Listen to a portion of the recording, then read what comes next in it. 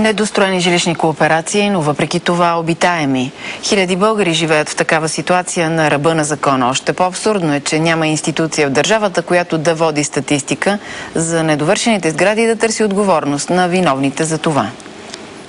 Стоят в колите си или отвън на слънце. Греят се, понеже температурата в домовете им е по-ниска, а и мирише на влага.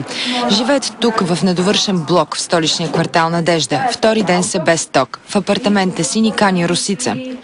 Живееме къде? Вчера мислехме да се качваме на покрива и да викаме отгоре. Живееме като кошари. Блокът е недовършен. Поневоля хората се нанасят и започват да ремонтират апартаментите си.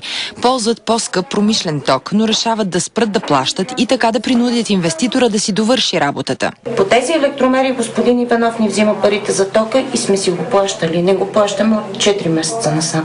Отивам в чужди хора сега да се топлявам. Това нищо не прилича, това е начин на живот, не знам. Открихме инвеститора по телефона. Харчат много и редно да си го плащат. Те не могат и да платят, партидата е на ваше име. Може, те може да ми дадат парите на мен, аз да ги платят. Но аз съм платил 4000 за текст, за да се дооборудва трафопоста, който е за 2 блока. Значи от името на техния блок съм ги дал преди месец. Сега ще им дам в понеделник 6000 лева да си довършат там ремонти. А докато парите пристигнат, Росица и още над 30 семейства ще се завиват дебело.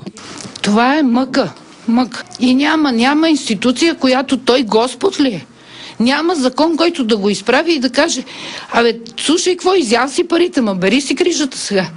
За BTV новините Виктория Петрова.